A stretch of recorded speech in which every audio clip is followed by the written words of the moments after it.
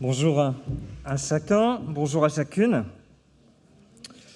Je te demande pardon, Jérémy, mais c'est toi qui traduis aujourd'hui, mais le premier paragraphe, tu ne l'as pas dans tes notes.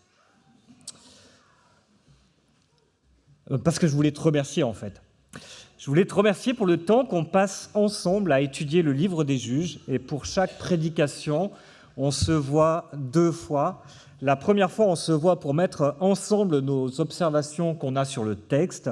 Et puis une deuxième fois pour parler interprétation, structure, prédication, application. Pourquoi je vous dis ça, en fait ? Je vous dis ça parce que je vois une application qui vous concerne. Je crois que depuis qu'on travaille ensemble, Jérémy écoute mes prédications différemment, en fait. Qu'est-ce que Jean-Jacques va bien pouvoir ressortir de nos conversations ? Il a sans doute aussi un regard plus critique dans le bon sens du terme, et cela vous concerne aussi. Chaque semaine, on vous envoie le texte de la prédication à l'avance. Lisez-le. Essayez de comprendre ce texte par vous-même. Essayez de voir ce que Dieu veut dire au travers de ce texte. Et le dimanche, vous serez plus à même d'être des chrétiens de Béret. Vous savez, ces chrétiens qui recevaient à la fois la parole avec beaucoup d'empressement, mais qui en même temps examinaient chaque jour les Écritures pour voir si ce qu'on leur disait était exact. Et je voudrais vraiment vous encourager à prendre du temps dans la semaine à lire le texte du dimanche suivant et à le méditer ensemble. Mais aujourd'hui, nous sommes donc dans le livre des Juges au chapitre 3. Et dans ce texte, je voudrais voir 3 choses avec vous. Othniel, un juge attendu. Ehud, un juge inattendu. Jésus, le juge attendu, inattendu. Mais avant de lire le texte, je voudrais m'arrêter sur un verset, ou plutôt un seul mot.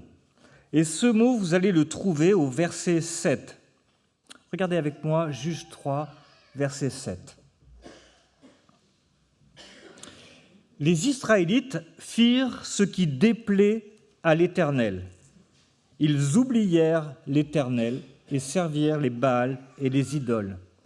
Ils oublièrent l'Éternel. Oublier. C'est un petit mot. C'est un petit mot, mais il est important parce que c'est ce mot qui déclenche tout le cycle des juges. Alors, le cycle des juges, ce n'est pas une période très sympa dans l'histoire du peuple. On pourrait même assez facilement dire que c'est peut-être la pire période de toute l'histoire du peuple d'Israël. Un mot déclenche toute cette période. Oublièrent. En fait, ce mot, c'est le résumé des chapitres 1 et 2 que nous avons vus ces dernières semaines. Dans la Bible, il y a un lien entre Dieu et son peuple, et la notion de se souvenir et d'oublier a une importance toute particulière. Par exemple, dans Exode 34, après la fabrication du veau d'or, Moïse implore Dieu.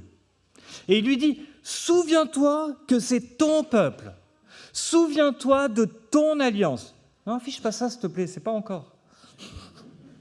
Parce que là, ils sont distraits par ce qui se passe derrière moi, plutôt que... Je vous voyais tous tourner là-bas.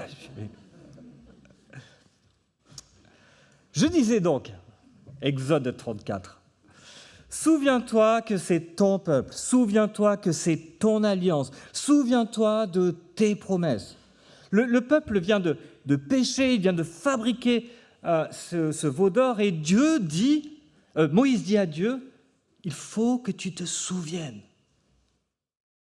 Attendez, est-ce que Dieu aurait pu oublier son peuple ? Est-ce qu'il aurait pu oublier ses alliances ? Est-ce qu'il aurait pu oublier ses promesses ? Non. Et Moïse le sait.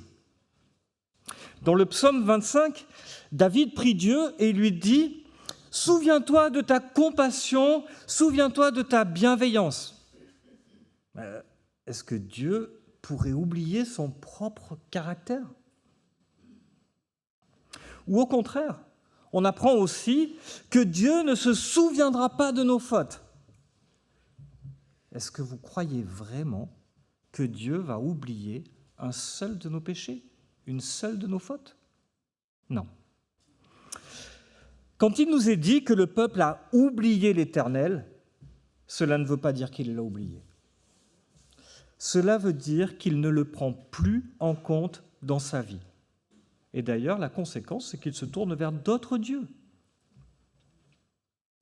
Ils oublient Dieu, et cela déclenche tout le cycle des juges. Et c'est une époque terrible. Pourquoi est-ce que ça nous concerne? Un exemple. Ça ne vous est jamais arrivé à vous, mais ça m'arrive. Pourquoi est-ce que... Alors j'avais écrit « nous » et je vais mettre « je » maintenant. Pourquoi est-ce que je me mets en colère? Pourquoi est-ce que je suis capable de dire des choses terribles aux autres?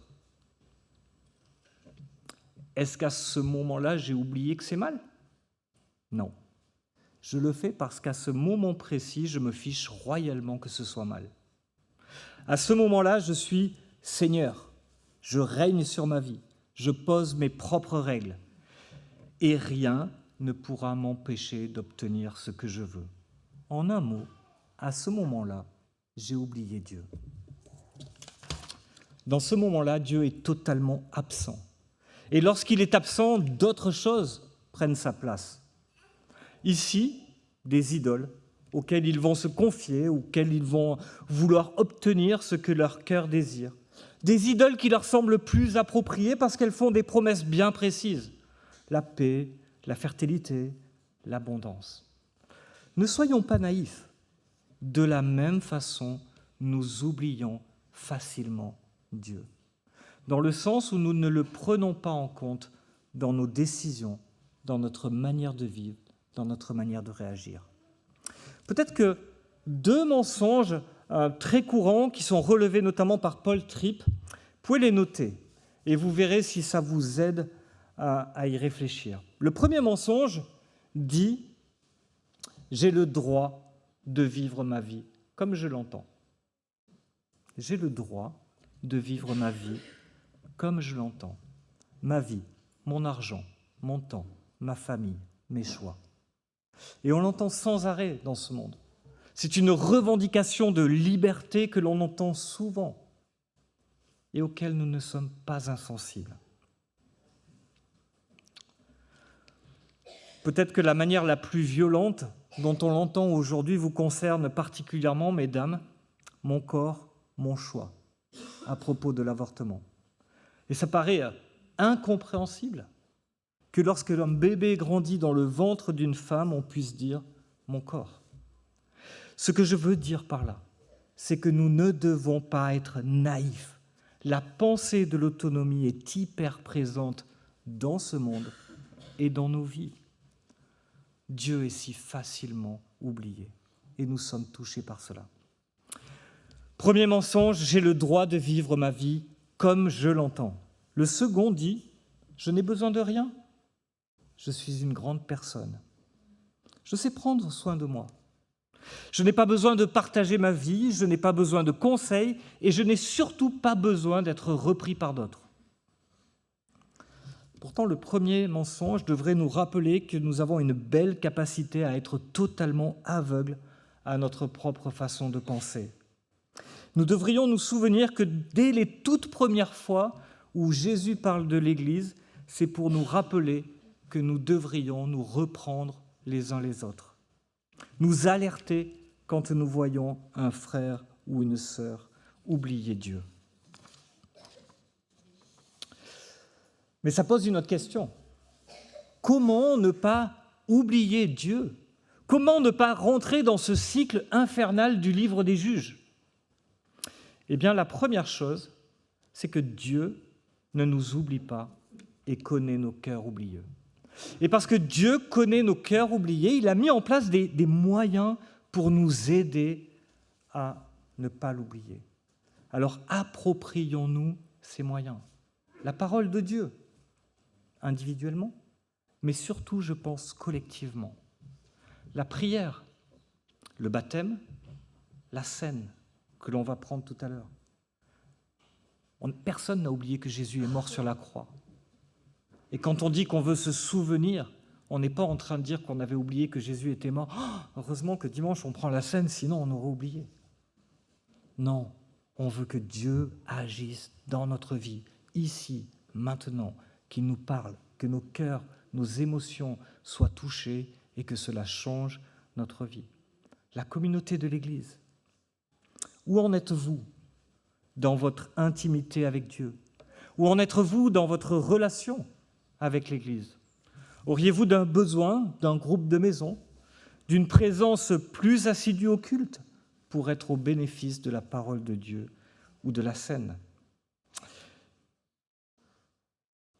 Cette introduction étant faite, je vous propose d'avancer avec notre premier juge.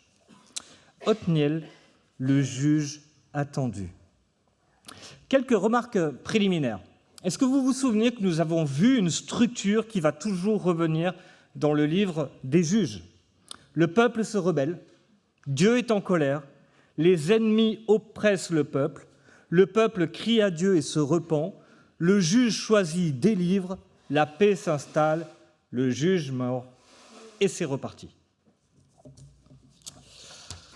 Et bien maintenant, lisons le récit, et maintenant tu peux l'afficher.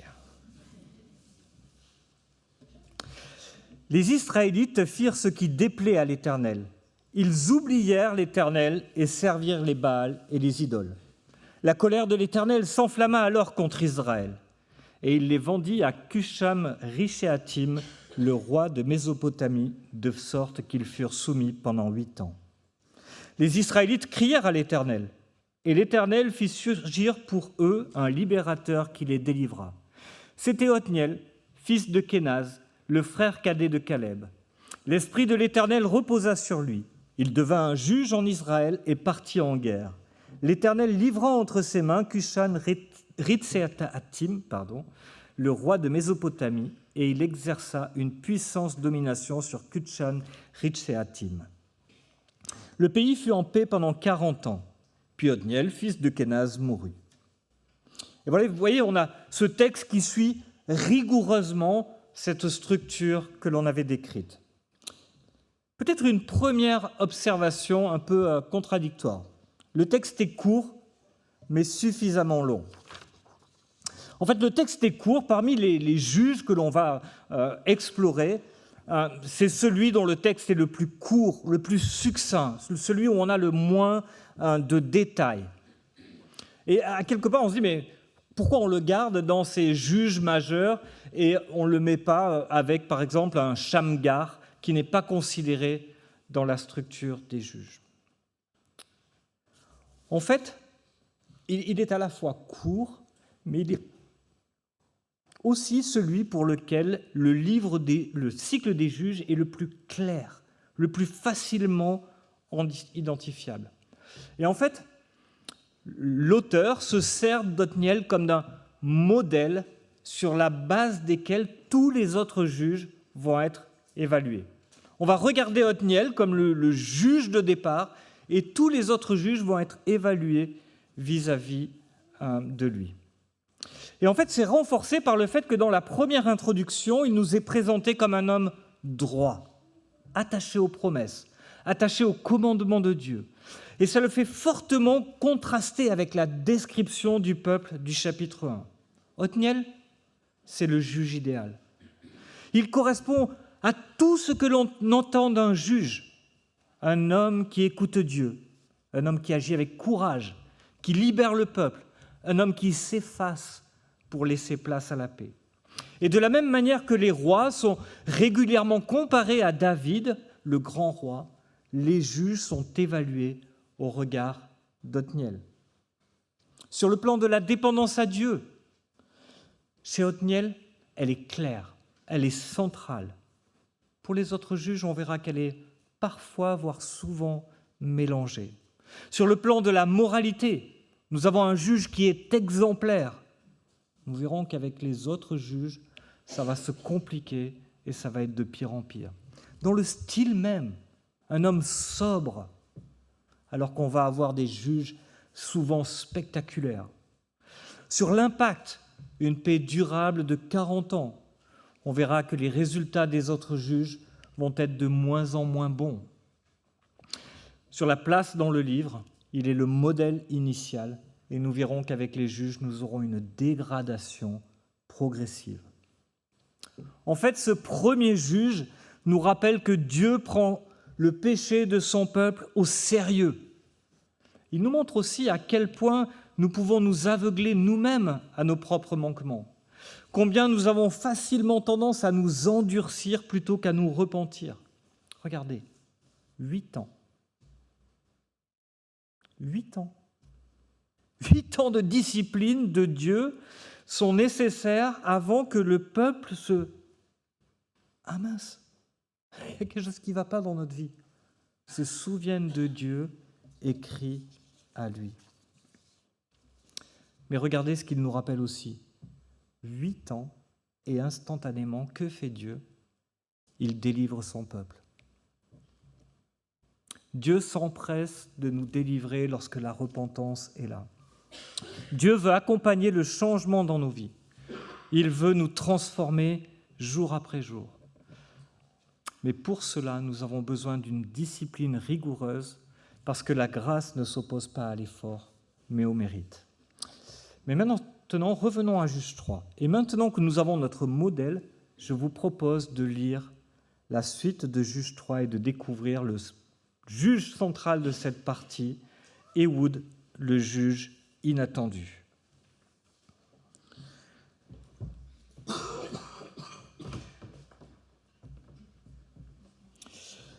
Les Israélites firent encore ce qui déplaît à l'Éternel.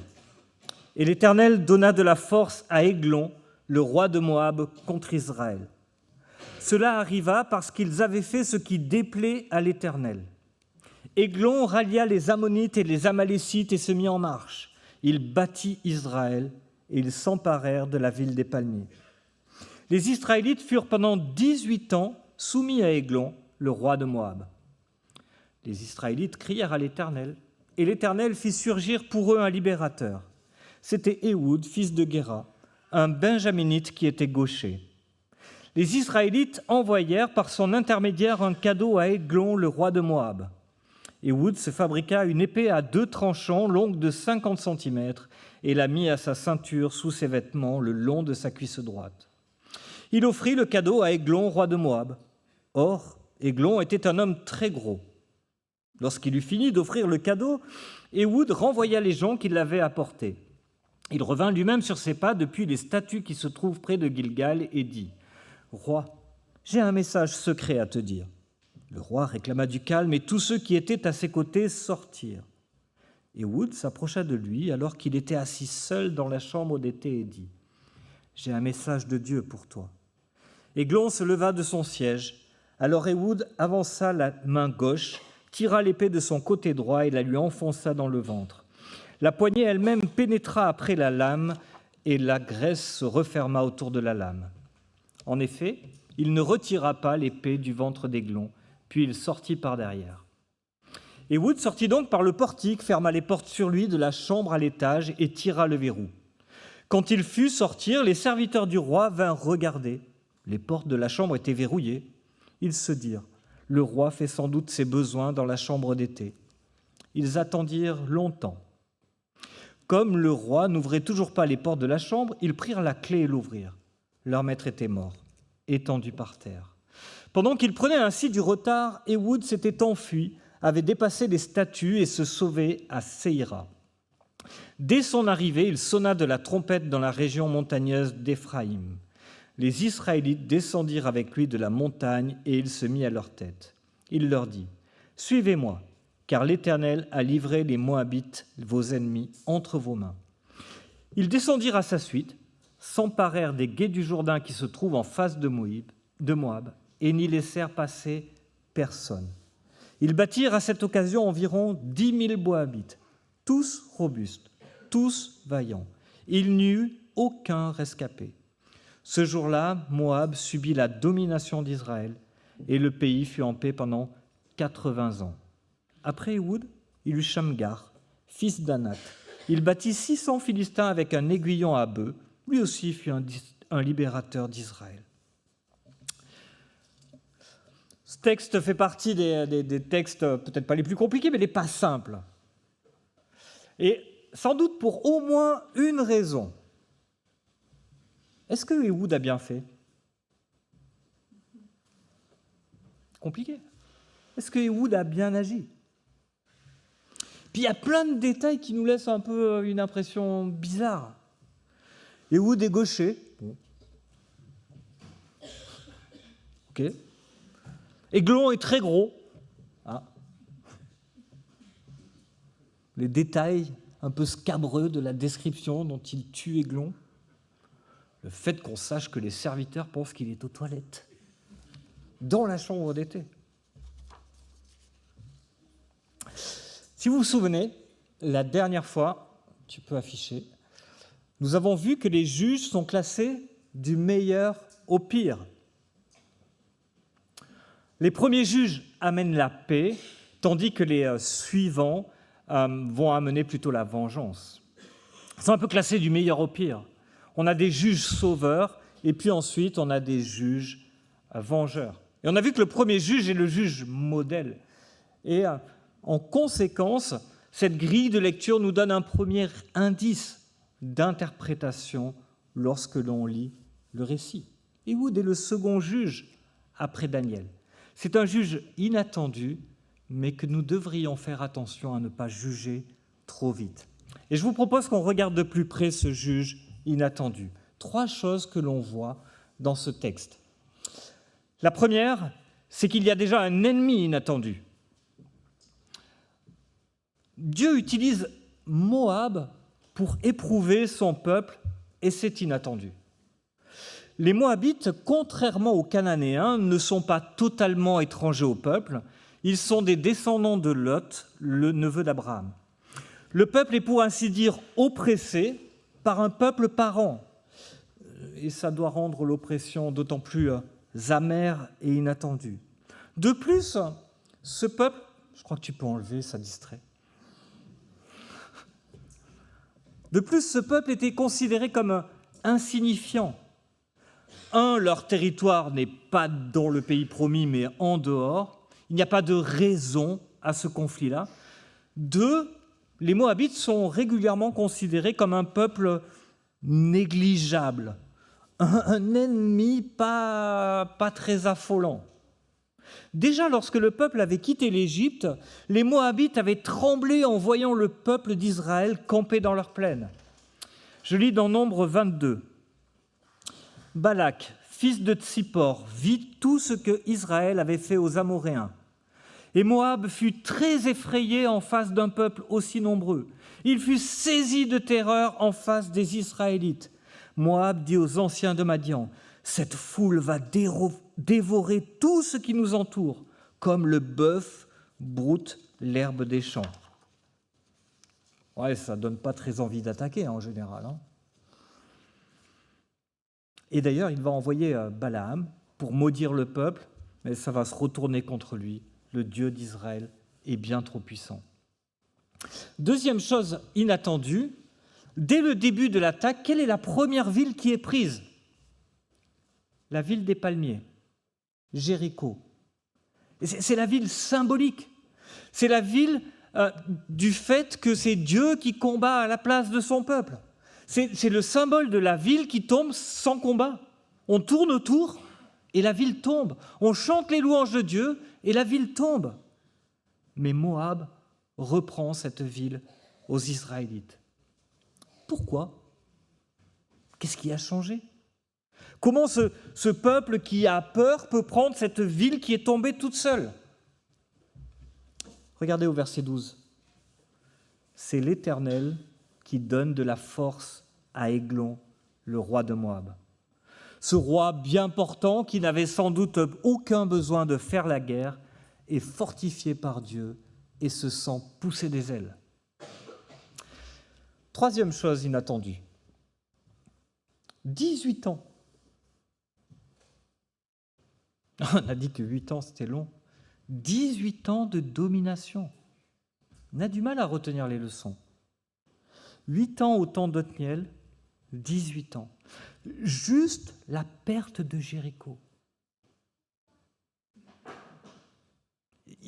j'aurais dit, il y a un truc qui ne va pas. Dieu nous a donné cette ville. Pourquoi il nous la reprend? On n'a rien fait pour l'avoir, cette ville. On a juste fait le tour. Pourquoi cette ville tombe? Pourquoi Moab? Non, rien. 18 ans. Je dois dire que j'ai hélas vu des situations bien plus longues.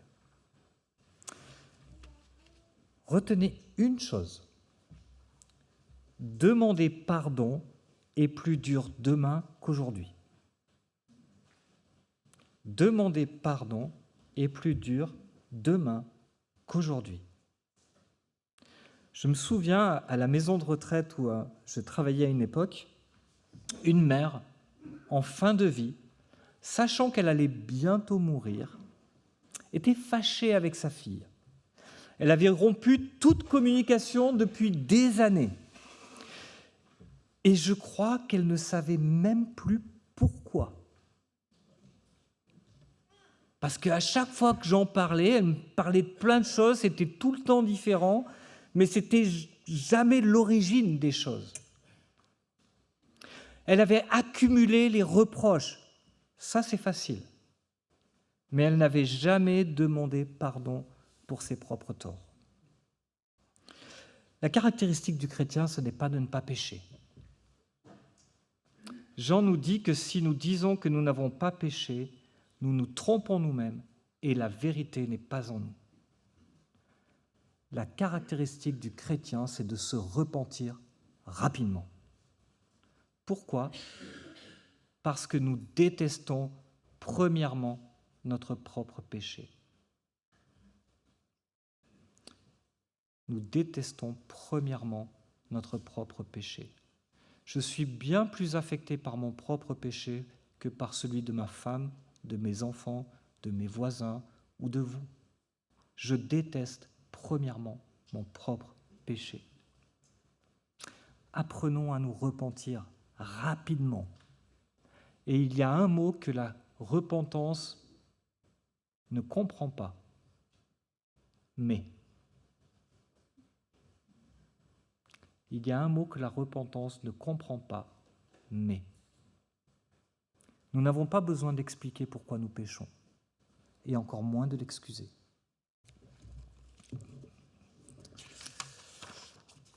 Et pardonnons. Pardonnons ceux qui se repentent. Libérons-les du poids de leurs fautes. 18 ans pour se repentir, mais Dieu agit et envoie un libérateur. Il n'y a pas 3 ans qui se passent. Dieu n'est pas en train de dire « Écoute, ça fait quand même 18 ans que j'attends. Peut-être que je peux me permettre d'attendre quelques semaines ou quelques mois et on va voir comment ça se passe. » C'est vrai ce que tu me dis là, que tu te repens? On en reparle. 18 ans. Il crie à Dieu et Dieu envoie un libérateur. Et après un ennemi inattendu, nous trouvons aussi un homme inattendu. Au verset 15, on découvre cet homme qui est choisi par Dieu. Un benjaminite, gaucher. Alors, je pense que la plupart d'entre vous, vous avez gaucher dans le texte. Mais en fait, dans l'original, littéralement, il est écrit qu'il ne peut pas se servir de sa main droite. C'est quoi Benjamin? Benjamin, c'est le nom que Abraham va donner à son dernier fils. Et il veut montrer que ce fils a sa faveur. Et donc, il l'appelle fils de la main droite. Parce que de la droite vient ce qui est bon. Ouais, Ehud, il est benjaminite, mais il est incapable de se servir de sa main droite. C'est pas top pour appartenir à la tribu de Benjamin. Et il est handicapé. C'est pas top pour devenir un libérateur. Et d'ailleurs, ce n'est pas pour ça que le peuple le choisit. Le peuple ne le choisit pas comme libérateur. Il le choisit pour porter un tribut de soumission. le peuple accepte sa soumission à Moab, il renonce au combat, et qu'est-ce qu'il fait ? Eh bien, il envoie un homme inapte au combat pour ne pas effrayer l'ennemi. Prenons l'handicapé avec sa chaise roulante, et le roi Moab n'aura pas peur de lui, il saura qu'on vient en paix. On n'est pas en train de lui envoyer notre fier soldat, on est en train de lui envoyer notre Ehud. Mais cet homme inattendu a aussi un message inattendu. Il se présente bien avec Églon, il lui donne bien son présent, mais il a aussi un message pour lui. Et au verset 20, nous lisons « J'ai un message pour toi ». Mais en fait, dans l'original, il utilise un mot ambigu. En fait, il lui dit « J'ai un dabar pour toi ».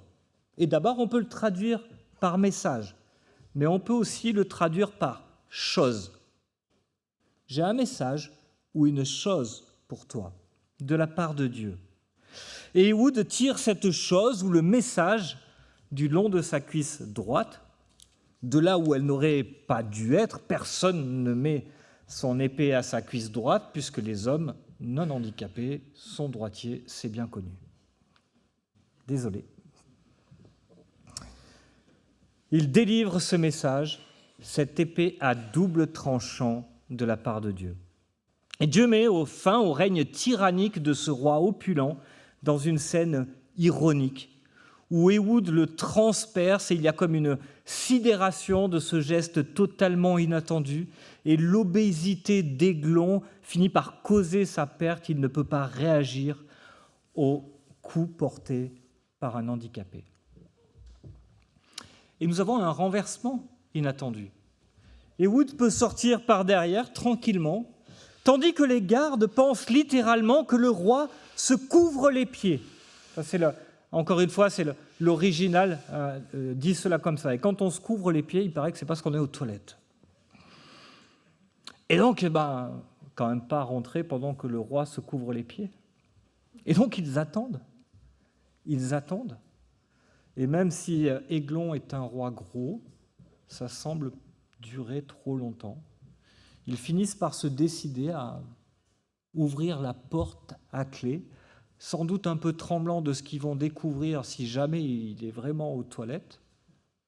Et ils le découvrent mort. Mais cette hésitation a permis à Églon de rejoindre son camp et d'annoncer que Dieu a livré Moab entre leurs mains. Et alors que le peuple avait abdiqué, il se met à la suite de se gaucher pour combattre Moab. Et voilà ce qui nous est précisé. 10 000 hommes, tous robustes, tous vaillants de Moab s'engagent dans la bataille.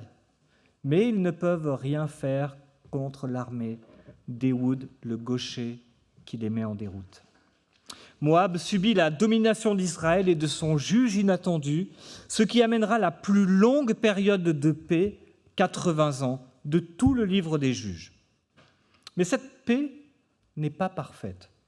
Et nous trouvons dans le verset 31, Shamgar, qui à l'aide d'un aiguillon à bœuf, va devoir se battre contre 600 Philistins, lui aussi compté dans les libérateurs d'Israël. Et nous voyons que par rapport au modèle d'Othniel, nous trouvons des choses dans lesquelles on se retrouve, mais on trouve quelques imperfections par rapport au modèle. La paix qu'il amène est longue, mais elle n'est pas parfaite. Regardons maintenant à Jésus, le juge attendu, inattendu. Tous les juges, à partir d'Ehud, orientent nos regards vers Christ. Toutefois, contrairement à eux, le Christ n'a pas usé de tromperie, comme Ehud. Il n'a pas eu besoin d'aide, comme Barak avec Déborah. Il n'a pas assouvi ses ambitions personnelles, comme Gédéon. Il n'a pas fait preuve de témérité, comme Jephthé. Il n'a pas succombé aux tentations, comme Samson. En fait, il était en tout point sans défaut, ainsi que nous est présenté Othniel dans le livre des Juges. Pourtant, comme tous les grands juges qui ont succédé à Othniel, Jésus n'avait pas le profil attendu. Comme Ehud, il est un juge sauveur inattendu. Et pourtant, il était attendu. Ça faisait des centaines d'années, plus de 300 textes annonçaient sa venue. Tout le monde attendait qu'un jour ce Messie vienne. Il était attendu, mais lorsqu'il est venu, chez les siens, ils ne l'ont pas accueilli. Celui qui était tant attendu est arrivé d'une manière bien trop inattendue pour son peuple. Le juge suprême est venu à nous non comme un sauveur flamboyant, mais sans forme et sans beauté. Lorsque le peuple a regardé Ehud, il n'a vu qu'un infirme, quelqu'un qu'on pouvait envoyer sans problème à la rencontre du roi Églon, un homme sans importance, un homme sacrifiable. Dans la lettre de Paul aux Philippiens, nous apprenons que Jésus s'est revêtu de notre humanité pour faire quoi ? Pour s'abaisser jusqu'à nous. En venant comme un homme, il pouvait s'approcher de nous sans nous consumer de sa gloire. Ésaïe 53 nous décrit le sauveur de l'humanité comme un homme qui n'avait ni beauté, ni splendeur, rien qui puisse attirer nos regards, un aspect qui n'avait rien pour nous plaire, méprisé, délaissé par les hommes, homme de douleur, habitué à la souffrance. Il était pareil à celui duquel on détourne la tête. Nous l'avons méprisé. Nous n'avons fait aucun cas de lui. Personne n'a vu en lui le Messie attendu. Il est venu parmi les siens, mais ils ne l'ont pas accueilli comme Messie. Au contraire, ils l'ont rejeté, condamné à mourir sur une croix. Comme pour Ehud, sa faiblesse apparente l'a mis à proximité de son ennemi, le diable sur la croix, alors qu'il était nu, couvert de honte, les pieds, les poings cloués sur le bras. Il a livré le message de condamnation de Dieu à Satan.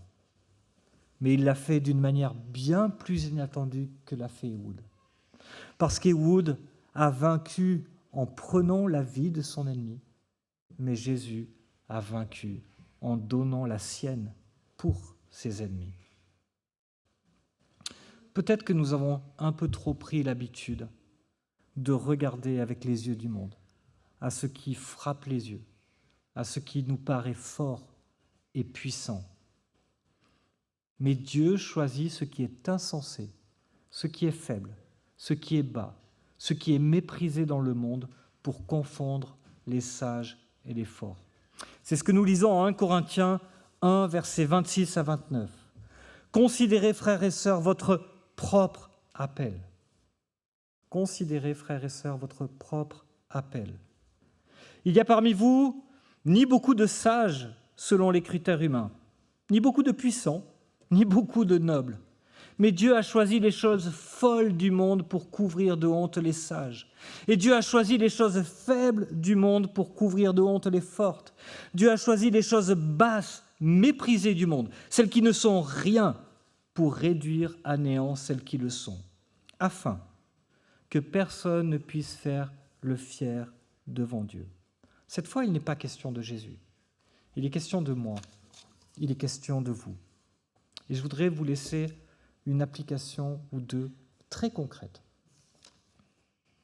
La première, vous avez un rôle en vue dans l'Église, parce que vous êtes à la louange, parce que vous êtes au conseil d'administration, parce que vous êtes diacre, parce que vous êtes ancien, parce qu'on vous voit à la porte, à l'accueil. Gardez la tête froide. Gardez la tête froide. N'oubliez pas, vous êtes un gaucher. Sans lui, vous ne pouvez rien faire. Attention à la gloriole. Si Dieu vous a placé là, c'est parce que vous êtes un gaucher et que sans lui, vous ne pouvez rien faire. Et peut-être que vous n'êtes pas dans ce que je viens de citer. Peut-être qu'en fait, vous avez peur de vous engager pour servir Dieu. Peut-être que vous ne vous sentez pas à la hauteur pour le servir ou pour témoigner. Et j'ai assez souvent cette remarque. Mais tu sais, Jean-Jacques, je ne suis pas capable. Et je crois que j'ai à peu près tout le temps la même réponse. Ça me rassure. Parce que si tu te croyais capable, je serais sans doute beaucoup plus inquiet. Nous sommes les gauchers que Dieu veut utiliser dans son plan. Des choix souvent improbables. Je pense qu'un chasseur de tête ou une commission de recrutement n'aurait pas forcément fait ces choix-là. Mais Dieu nous utilise, nous obligeant à dépendre de lui et à compter sur sa grâce. Ne méprisons pas Ehud et ne méprisons pas notre faiblesse pour la gloire de Dieu. Je voudrais encore prier avec vous.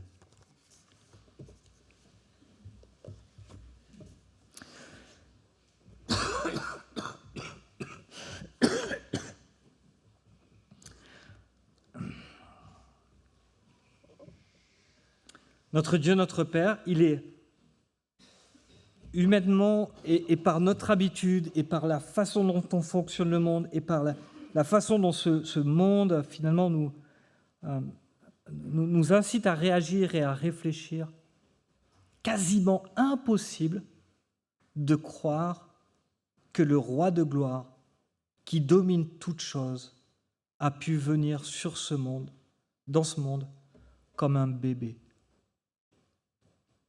Qu'il a pris une place telle qu'il était méprisé, rejeté.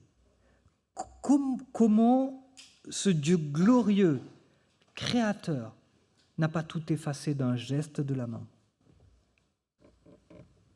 Comment as-tu pu accepter de prendre cette place et de venir jusqu'à cette croix?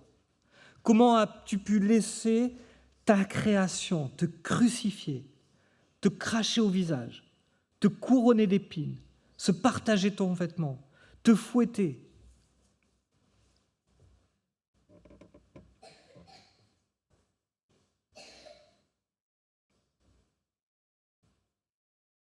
Tu l'as fait parce que tu n'as pas notre orgueil. Mais tu as un amour infini pour nous. Nous mettons peut-être des fois tellement de temps à nous repentir de nos fautes.